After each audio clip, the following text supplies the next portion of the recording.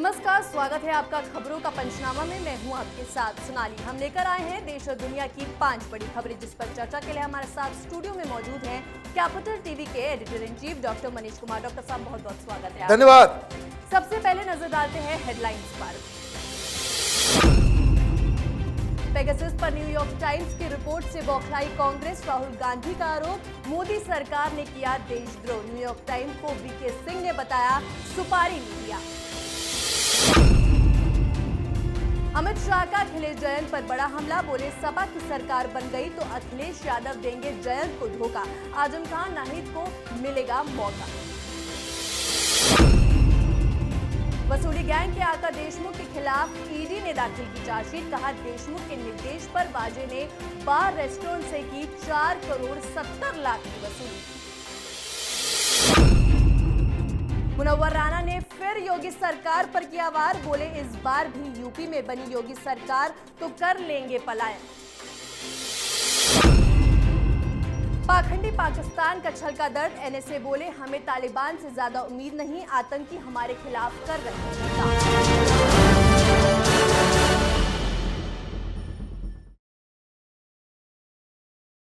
सबसे पहले बात पेगासस के दोबारा बाहर निकलने, जिन पर पेगासस पर न्यूयॉर्क टाइम्स के खुलासे के बाद एक बार फिर कांग्रेस ने मोदी सरकार को घेरना शुरू कर दिया है।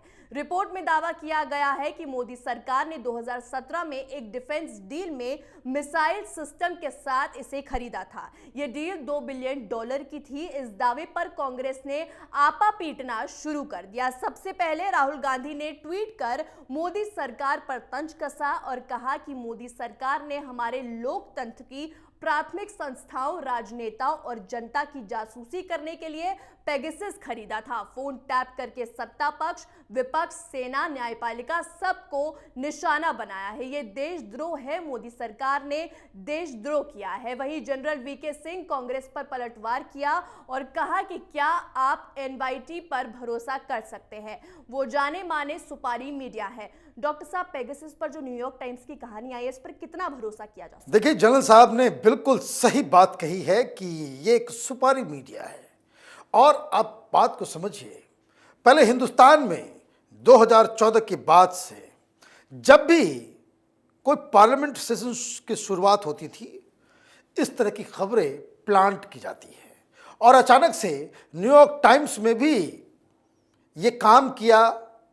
हर जगह बातचीत हो रही है कि किस तरीके से अगले सेशन में पेगासस के नाम पे पूरी संसद की कार्रवाई को, उसको कह सकते हैं, नष्ट किया जाए। अब क्या छपी है खबर उसमें खबर बस ये छपी है कि पोलैंड और इंडिया ने, और एक दो देशों का नाम है, कि इन्होंने इजरायली सरकार से पेगासस को खरीदा।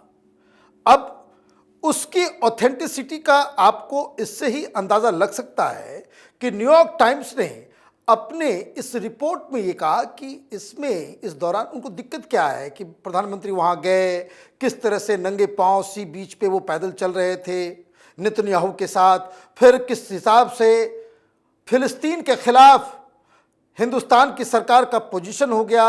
मैंने उनको ज़्यादा दर्द फिलिस्तीन से ज़्यादा उस पूरे आर्टिकल को मैंने देखा। अब उसमें ये कहा जा रहा है कि सरकार अभी तक ये नहीं बताई है कि उन्होंने खरीदा है या नहीं खरीदा है। इसके ऊपर बिल्कुल सरकार जो है बिल्कुल एक कंफ्यूज सा स्टेटमेंट दे रही है लोगों के बारे में। ये न्यूयॉर्क टाइम्स में छपी है खबर। अब उस रिपोर्टर को ये मालूम होना चाहिए कि जिसने ये स्टोरी छापी है कि सुप्रीम कोर्ट के अंदर और पार्लियामेंट में पेगासस के ऊपर सरकार ने पहले ही 2 टूक बिना किसी लाग लपेट के सुप्रीम कोर्ट में हलफनामा देकर के सरकार कह चुकी है कि पेगासस को हम लोगों ने नहीं खरीदा है।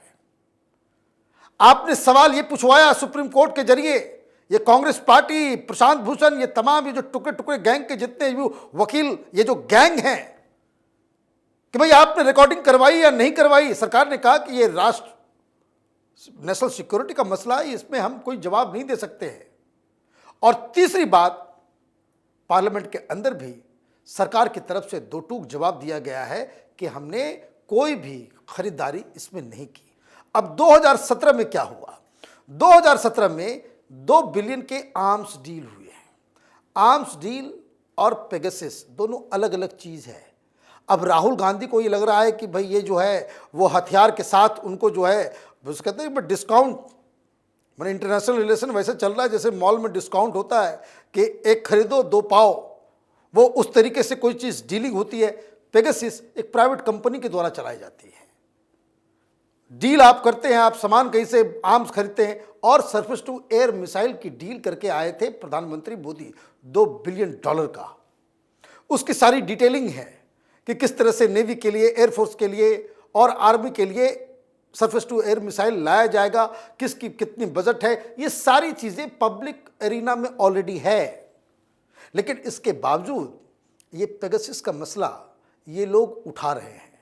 ये ठीक वैसा ही है जैसे कुछ साल पहले इन लोगों ने जज लोया के मौत के ऊपर सवाल करना स्टार्ट किया था। अंततोगत्वा क्या हुआ? फिर इन्होंने सवाल उठाया राफेल डील के ऊपर, फिर अंततोगत्वा क्या हुआ? इसमें जो मेन मुद्दा है इसको भी समझ लीजिए। ये कोई भ्रष्टाचार का मसला नहीं है। और पेगासस क्या है, कैसे ये ऑपरेट करता है, ये जनता में जाकर के समझाइए, जाकर के लोगों को जब जिस दिन समझ में आ जाएगा तब फिर ये पॉलिटिकल वेपन आप इसको बना सकते हैं, जो होने वाला कभी नहीं है। लेकिन आप जब ये कह रहे हो भाई खरीदारी हुई तो उसके सबूत तो न्यूयॉर्क टाइम्स को देने चाहिए। बिना किसी सबूत के न्यूयॉर्क टाइम्स जो ऑलरेडी एक सुपारी मीडिया है वो कुछ भी छाप दे, उसके ऊपर आप जो है यहाँ पे इस देश के अंदर में पूरे संसद को जो आप ठप करने का प्लान बनाने लग जाओ, तो ये तो कह सकते हैं कि राहुल गांधी की मैच्योरिटी है। और यही सब बचकाने हरकत की वजह से कांग्रेस पार्टी छोड़ छोड़ के लोग भारतीय जनता पार्टी और दूसरे पार्टी में जाकर के ज्वाइन कर रहे हैं।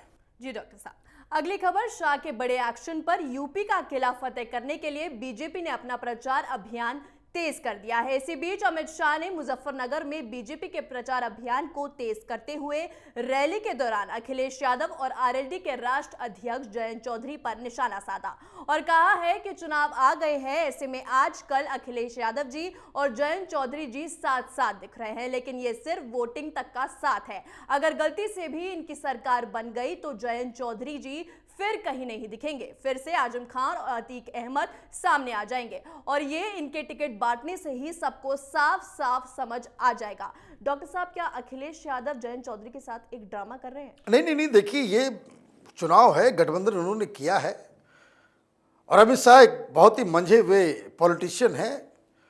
2 दिन पहले उन्होंने एक सीधा सीधा ऑफर भी भेज दिया कि भारतीय जनता पार्टी के साथ आ जाते। दिक्कत क्या हो रही है, जाट वोटर्स को लुभाने के लिए ये सारे जो कवायद अखिलेश यादव की तरफ से और भारतीय जनता पार्टी की तरफ से की जा रही है, इसको भी समझना ज़रूरी है।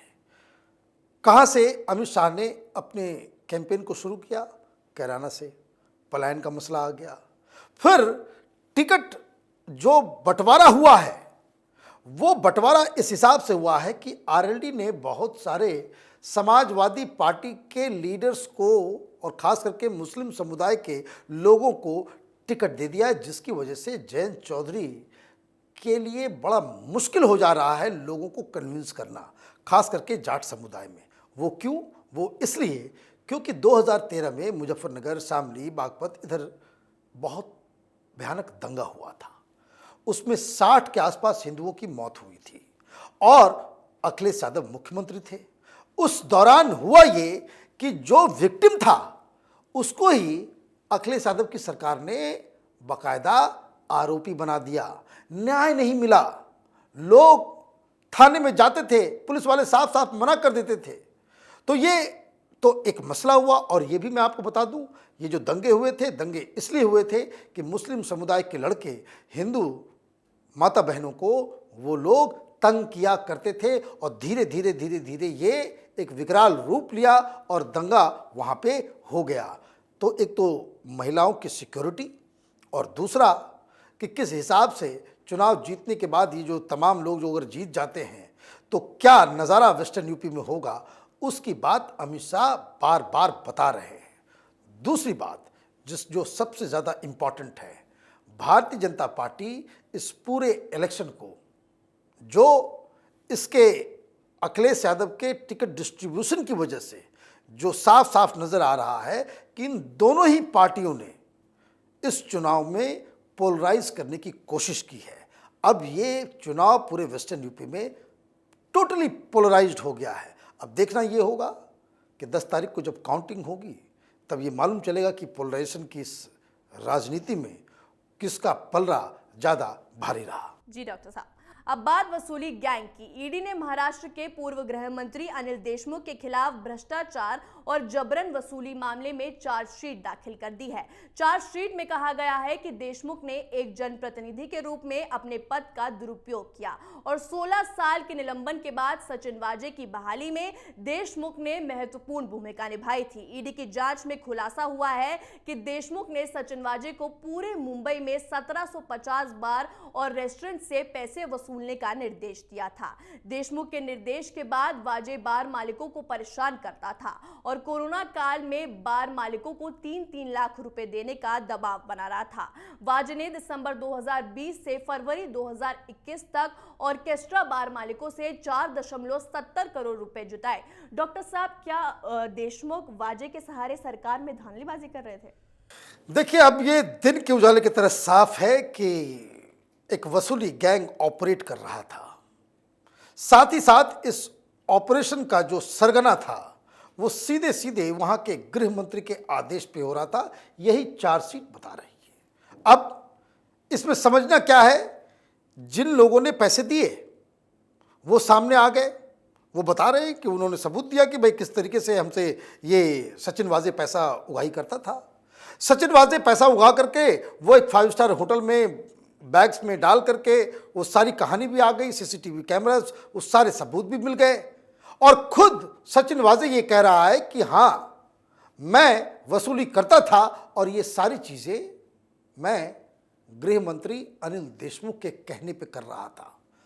तीसरी सबसे अहम चीज़, अभी जो लेटेस्ट खबर आई कि ईडी से पूछताछ के दौरान जो सीताराम कुंते साहब हैं, जो मुख्य सचिव थे, उन्होंने इस बात को भी कबूला है कि हाँ, अनिल देशमुख के कहने पे उगाही हो रही थी। मतलब अघाड़ी सरकार का गृह मंत्री वो वसूली में लिप्त है और शरद पवार 2 बार प्रेस कॉन्फ्रेंस करके उन्होंने ये कह दिया कि ये बड़ा इनोसेंट व्यक्ति है। सवाल तो इस बात पे भी खड़े होंगे और मुख्यमंत्री को भी इसके लिए जवाब देना पड़ेगा। ये सचिन वाजे जो 16 साल तक उसको सस्पेंड करके रखा गया था, किसके आदेश पे? हाई कोर्ट के आदेश पे, उसको वापस क्यों बहाली किया गया? और यह सवाल इसलिए भी शिवसेना से पूछा जाना चाहिए कि आप मुख्यमंत्री थे। पिछली बार जब आप भारतीय जनता पार्टी के साथ गठबंधन में सरकार में थे तो ये बार बार मुख्यमंत्री देवेंद्र फडणवीस के पास शिवसेना के तरफ से यह दबाव क्यों बनाया जाता था कि सचिन वाजे को फिर से बहाल किया जाए? अब जब सचिन वाजे सारे पोल पट्टी को खोल रहा है तो अब आप सचिन वाजे के ऊपर ही सवाल उठाते हैं। अब ये एक चंदीवाल आयोग है, वहां जाकर के अनिल देशमुख ने कह दिया कि मैं सचिन वाजे को मिला नहीं, आज तक मैं जानता नहीं, आप मिले नहीं, जानते नहीं, और असेंबली में उसको आप डिफेंड कर रहे थे। आप जिस गठबंधन में हैं उस पार्टी का वो स्पोक्स पर्सन रहा है, शिवसेना का स्पोक्स पर्सन रहा जब वो सस्पेंडेड था, और आपको कुछ मालूम ही नहीं है भाई किस प्रकार के गृह मंत्री थे। सिर्फ वसूली करवाने के लिए बाकी चीजें क्या हो रही है आपको मालूम नहीं कि पुलिस महकमे में कौन सस्पेंडेड आदमी बहाल हो रहा है और आपको इसकी जानकारी नहीं, आप मिले नहीं, उसके बारे में कुछ जानते नहीं।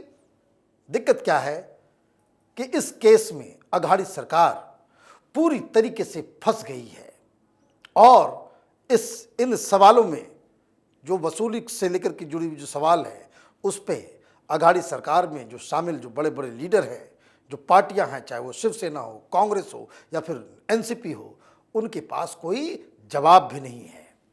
जी डॉक्टर साहब, अगली खबर मुनव्वर राना पर। योगी सरकार पर बार बार वार करने वाले शायर मुनव्वर राना की एक बार फिर जुबान फिसल गई है। इस बार मुनव्वर राना कह रहे हैं कि अब यूपी में हालात ठीक नहीं है और अगर यूपी में दोबारा योगी की सरकार बनी तो वो पलायन कर लेंगे। मुनव्वर राना ने सीएम योगी पर तंज कसते हुए कहा कि अगर कैराना से 10 हिंदुओं के पलायन का जिक्र किया जाता है तो हजारों मुसलमान भी यहां से पलायन कर रहे हैं, जिस पर ध्यान दिया जाना चाहिए।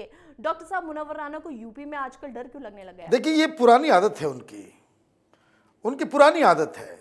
वो मीडिया में सुर्खियों में आने के लिए कुछ से कुछ करते रहते हैं। कभी अवार्ड वापस कर देते हैं, फिर अवार्ड ले भी लेते हैं, अवार्ड वापस करते हैं, पैसे वापस नहीं करते। और ये बताना और ये कहना अचानक से कि यूपी में हालात ठीक नहीं है, मैं तो चला जाऊंगा, तो क्या माना जाए कि समाजवादी पार्टी हार गई है, योगी जी की सरकार फिर से आ रही है। और अभी जो पूरे हालात बने हैं वो क्यों ऐसा हो रहा है कि उनके परिवार के ऊपर बहुत सारे एफआईआर होने लगे हैं। मालूम चल रहा है कि उनके बेटे ने ही खुद पे जो है कुछ तरीके से गोली चलवाने का ड्रामा भी किया, कई सारी चीज़ें हुई। तो ये जो पूरा जो मसला है वो दरअसल एक माहौल बनाने की कोशिश की जा रही है। ये माहौल दरअसल ये जो मुनव्वर राना ये शायर नहीं है, ये पॉलिटिकल व्यक्ति बन चुके हैं। ये कोई शायरों वाली श्रेणी में अब नहीं है।